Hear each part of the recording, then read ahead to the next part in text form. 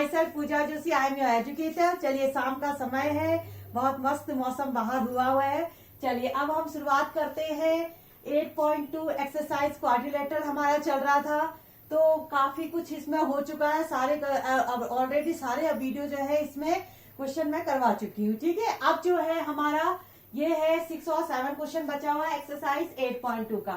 तो question number 6 से देख ले एक बार, क्या है। Show that the line segment joining the mid point of the opposite sides of the क्वाड्रेटर bisect each other. देखो क्या कह रहा है, ये आपको दिखाना है कि ABCD एक क्वाड्रिलेटरल है, इसके कुछ मिड पॉइंट हैं PQRS जिनको मैंने ज्वाइन कर लिया है। आपको ये दिखाना है कि अपोजिट साइड के जो मिड पॉइंट है, जैसे समझ लीजिए AD और BC अपोजिट साइड है, इनके जो मिड पॉइंट हैं Q और S, इनको जो लाइन ज्वाइन करने वाली लाइन है वो, और जैसे अपोजिट साइड क्या है P और AB और DC, इनके मिड पॉइंट क्या है P और R। तो इसको जो ज्वाइन करने वाली लाइन है ये इसको बाइसेक्ट करती है। कहने का मतलब क्या है, ये इसके बराबर है और ये इसके बराबर है। ये दिखाना है आपको। आपको दिखाना है QO is equal to QS और PO is equal to OR। ठीक है, यहां मैंने लिख दिया PR और QS बाइसेक्ट कर रहे हैं इसको, तो आप एक बार इसको लैंग्वेज में भी लिख सकते हैं। PO is equal to OR and QO is equal to OS।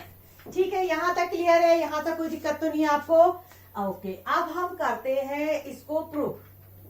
अब प्रूफ कैसे करेंगे, सबसे पहले तो आप एक काम करेंगे, जो हमारा PQRS है इसको आप पैरेललोग्राम प्रूफ कर दीजिए। किसको, PQRS को पैरेललोग्राम प्रूफ कर दीजिए। पैरेललोग्राम प्रूफ करने के लिए हम वही मिड पॉइंट थ्योरम यूज करेंगे। In triangle ABD, in triangle ABD, first question में भी हमने ये किया, सेकंड में भी किया। पैरेललोग्राम प्रूफ करने के लिए आप एक एंगल ABD ले लीजिए। आप जानते हैं P और Q जो है मिड पॉइंट है। मिड पॉइंट को ज्वाइन करने वाली लाइन, इस लाइन के जो डायगोनल लाइन होती है, ये जो BD लाइन होती है, इसके आधी होती है और इसके पैरेलल होती है। दो बातें हमने पढ़ी थी मिड पॉइंट थ्योरम। जिस बच्चे को मिड पॉइंट थ्योरम नहीं आती है तो प्रीवियस में वीडियो में जाके वहां से मिड पॉइंट थ्योरम देख सकते हैं। ठीक है, उसको क्लियर जरूर कर लीजिएगा आप लोग। ओके, तो यहाँ पर कहने का मतलब क्या है, PQ क्या होगा, पैरेलल होगा BD के, and PQ is equal to half of BD। ये है आपकी मिड पॉइंट थ्योरम, इसको बोलते हैं इक्वेशन नंबर 1। समझ में आया।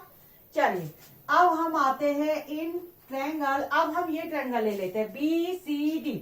इन ट्रायंगल BCD में क्या होगा,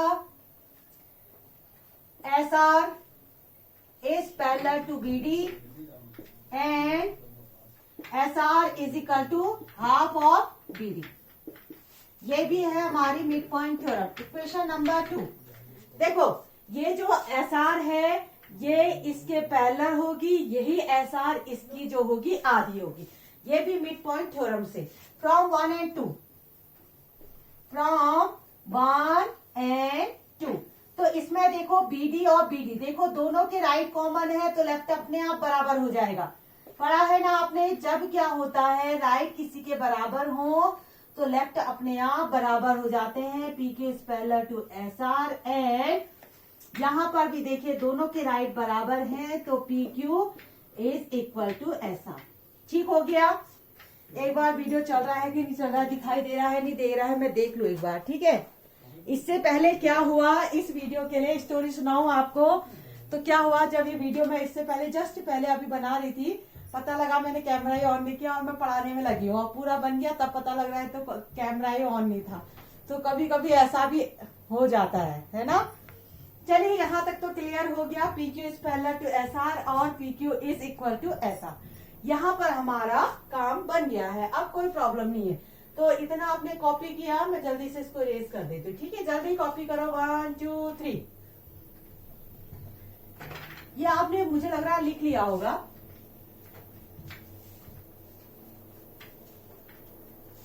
ओके, यहां तक हमारा काम हो गया। तो यहाँ पर रिजल्ट जो हमें मिला था वो रिजल्ट मिला था PQ is parallel to SR and PQ is equal to SR। ठीक है, यहां पर क्लियर हो गया। तो हम कहेंगे one pair of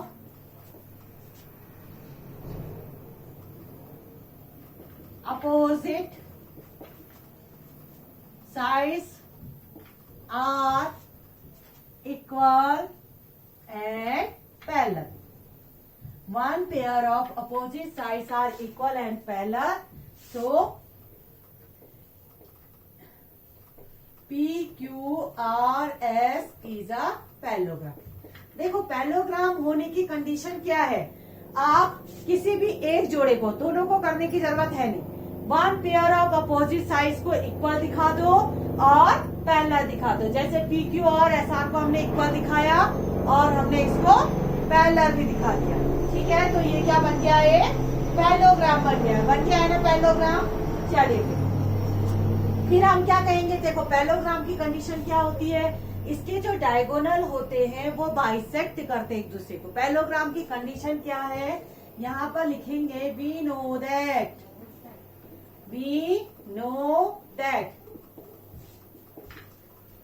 diagonal bisect each other. बस हमारा काम हो गया, भाई यही तो दिखाना था, डायगोनल बाइसेक्ट करते हैं, इसका मतलब है PR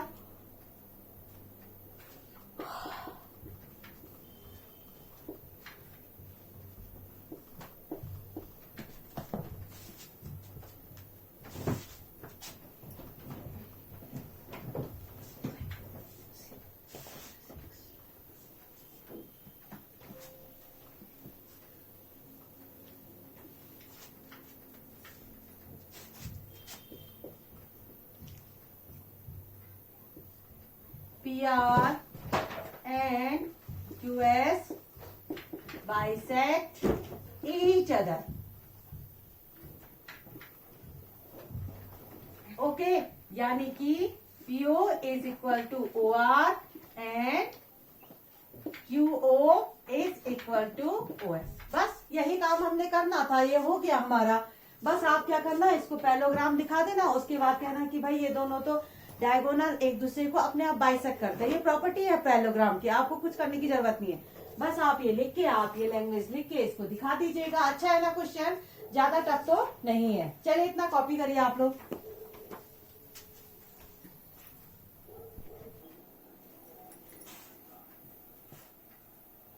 चलिए बच्चों, अब आता है क्वेश्चन नंबर 7। क्वेश्चन नंबर 7 क्या कहता है, ABC is a triangle right angle at C। ठीक है, ध्यान से सुनिएगा मेरी बात। ABC एक राइट ट्रायंगल है जहां पर C जो है वो 90 है, C पर जो है 90 है। A line drawn through the mid point of the end of hypotenuse AB। जो AB जो हाइपोटेन्यूज है उसका मिड पॉइंट है M, इसका जो मिड पॉइंट है M, उससे एक पैरेलल खींचा गया, पैरेलल टू BC। यहां से एक पैरेलल लाइन खींची गई है जो BC के क्या है, पैरेलल है। यानी कि इस तरह से हम एक लाइन खींच लेंगे और इंटरसेक्ट AC एट D, जो AC को इंटरसेक्ट करता है at a point T। Show that, अब आपको कुछ बताना है कि क्या हो सकता है इसमें। ठीक है, आपको बताना है कि पहला पार्ट है D is the mid point, आपको पहला पार्ट बताना है D क्या है, मिड पॉइंट है। दूसरा पार्ट बताना है कि MD जो है पैरेलल है, जो MD है ये पैरेलल है AC के, AC के क्या है, पैरेलल। यानी कि यहाँ पर थोड़ा सा ये टेढ़ा बना है पीछे, इसको थोड़ा सीधा बना दूं मैं, हाँ, क्योंकि 90 जैसा दिखना भी चाहिए ना। ये कह रहा है कि यहाँ पर जो है ये 90 बन रहा है, ये बताना है। तीसरा जो है वो कह रहा है CM और MA। CM, तो CM हम जोड़ लेते हैं, ये CM हमने जोड़ लिया, ये CM जो है वो MA के बराबर है, ये CM MA के बराबर है, और ये जो है AB के आधे हैं। चलिए पहले इतना सब लेके नहीं, हम पहले फर्स्ट पार्ट को सॉल्व करते हैं। पहला पार्ट सॉल्व करते हैं, ये गिवन वाली बात मैंने लिख दी है यहाँ पर। तो सबसे पहले पहला पार्ट, पहले पार्ट में क्या कहता है, D is the mid point. अच्छा, वी नो दैट, हम जानते हैं कि भाई DM जो है वो BC के पैरेलल है। यहाँ पर जो है DM यहाँ पर लिख लेते हैं हम M is the mid point parallel to D है, यानी कि जो डीएम है, ए बी नहीं लिख के मैंने यहाँ पर डीएम लिखना था, ये गलत लिख दिया मैंने। ये जो डीएम लाइन है ये इसके पैरेलल है। तो हमने एक मिड पॉइंट थ्योरम का कन्वर्स पढ़ा था। क्या पढ़ा था मिड पॉइंट थ्योरम का कन्वर्स? कि ये जो होता है ये लाइन अगर हम मिड पॉइंट से यहाँ ज्वाइन करें, मिड पॉइंट से यहाँ ज्वाइन करें, और कैसी लाइन ज्वाइन करें? पैरेलल। जो क्या होनी चाहिए? इसके पैरेलल होनी चाहिए। अगर हम मिड पॉइंट से एक लाइन ड्रॉ करें, जो यहाँ से मिड पॉइंट से हम आगे बढ़ाएं, ये लाइन इसके पैरेलल होनी चाहिए और ये मिड पॉइंट होना चाहिए, तो वो थर्ड साइड को बाइसेक्ट करता है। ये था converse of mid point theorem. ठीक है, कि अगर किसी मिड पॉइंट से हम लाइन ज्वाइन करें, कैसी लाइन ज्वाइन करें? पैरेलल होनी चाहिए। तो दोनों कंडीशन सेटिस्फाइड है। एम आपका मिड पॉइंट भी है और डीएम जो है ये बीसी के पैरेलल है। तो यहाँ पर आप लिख लेंगे, यहाँ पर एक बार लिख लीजिए, M is the mid point. देखो मिड पॉइंट वाली बात भी हमारे पास हो गई, और DM is parallel to BC, ये भी बात हो गई। तो by converse of mid point theorem, by converse of mid point theorem, by converse of mid point theorem, तो आप कहोगे D is also a mid point. D भी क्या होगा? मिड पॉइंट होगा। ठीक है, पहला पार्ट हो गया क्लियर? पहला पार्ट हो गया ना? अच्छा सॉरी। अब आता है दूसरा पार्ट। दूसरा पार्ट क्या कहता है? एमडी और परपेंडिकुलर है एसी के, ये बताओ। सेकंड पार्ट की बात करें तो यहीं पर कर लेते हैं। ये कह रहा है एमडी जो है एसी के पैरेलल, यानी कि यहाँ पर जो है ये एंगल 90-90 बन रहा है, ये बताना है।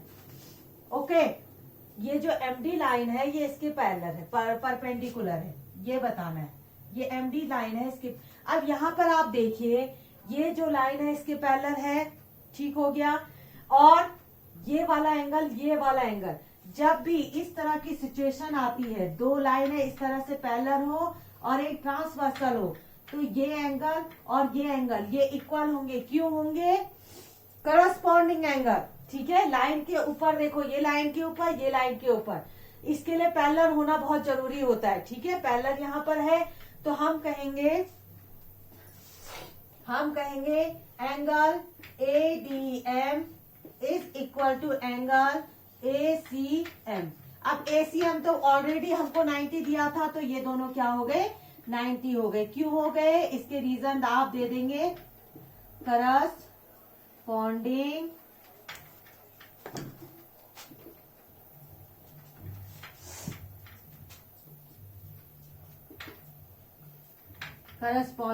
एंगल। ठीक है, इसका रीजन हम देंगे, ये है करस्पॉन्डिंग एंगल। इतना समझ में आया?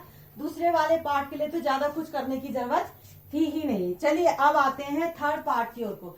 तो जल्दी से आप क्या करेंगे, इसको कॉपी कर दीजिए। ये मैं क्वेश्चन इरेज करने जा रही हूँ। ठीक है, ये वाला कर दे, नीचे वाला। चलो इसको कर देते हैं, क्वेश्चन रहने दीजिए। इसको जल्दी से कॉपी किया ना आप लोगों ने? कॉपी कर लो, पॉज करके जल्दी, तुरंत। 1 2 3।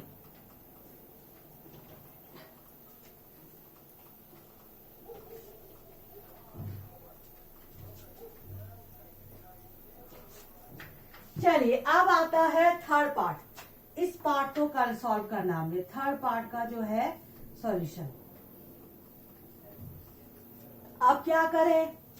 हमसे कहा है ये जो सीएम लाइन है और जो एमए लाइन है, ठीक है, ये AB के आधी है। तो सबसे पहले आप क्या करेंगे, आप इस और इसको, इन दोनों ट्रायंगलों को कॉन्ग्रेंट दिखा दीजिए।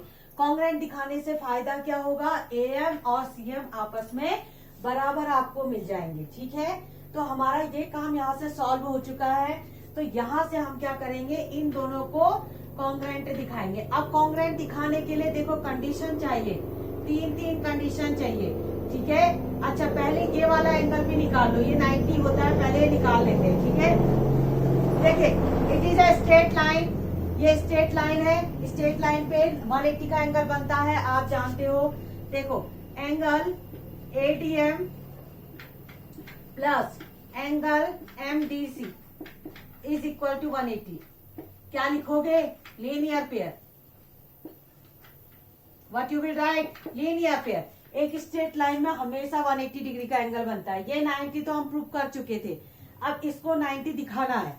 ठीक, अच्छा ADM हम 90 प्रूव कर चुके हैं अभी पहले वाले पार्ट में, इससे पहले वाले। अच्छा MDC इज इक्वल टू 180, तो angle MDC is equal to 90 degree. तो ये भी हमें 90 मिल गया, ये 90, ये 90। ओके, अब इन दोनों को कॉन्ग्रुएंट दिखाने के लिए कंडीशन हमें मिल गई है। क्या कंडीशन मिली है? चलिए ट्रायंगल ले लेते हैं। In triangle ADM and triangle MDC, दोनों ट्रायंगलों को आप ले लीजिए। Angle ADM is equal to angle MDC is equal to 90। ठीक हो गया, दोनों 90 हो गए हमारे। यहां पर लिखना जस्ट प्रूव, ये हमने प्रूव किया हुआ है। अच्छा AD is equal to DM GC।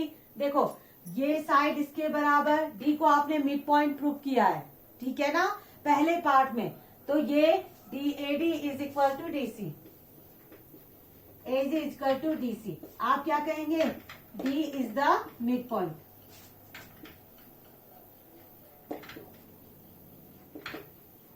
दो कंडीशन हो गई, दो कंडीशन हमारी हो चुकी है। अब आती है तीसरी कंडीशन, तो मैं इसको रेज कर लूं, ऊपर वाला क्वेश्चन। ये क्वेश्चन मैंने इरेज कर दिया है यहां से, ठीक है। ये जो कंडीशन हमने दिखानी है उसको मैंने छोड़ दिया, बाकी का इरेज कर दिया। अच्छा, दो कंडीशन मेरे पास हो गई। अब तीसरी कंडीशन देखो, ये ट्रायंगल और ये ट्रायंगल में DM क्या है? कॉमन है। ये वाली लाइन दोनों में कॉमन है, तो यहीं पर लिख देती हूं मैं DM is equal to DM, common side.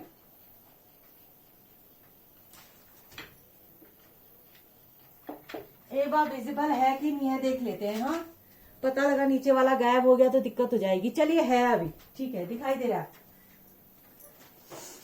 Writing तो माशाअल्लाह है, क्या करा जाए।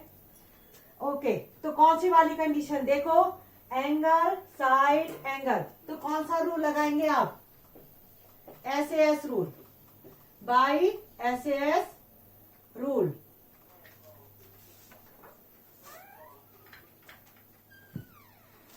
By SAS rule, triangle ADM is congruent to triangle DMC। दोनों कॉन्ग्रुएंट हो गए।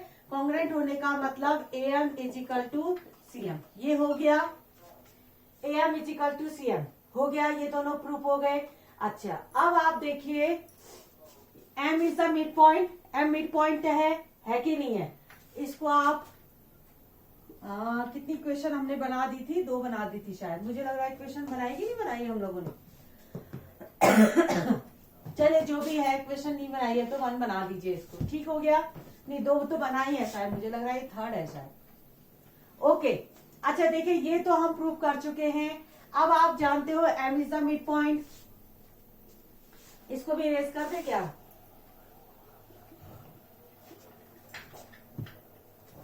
हम जानते हैं M is the mid point.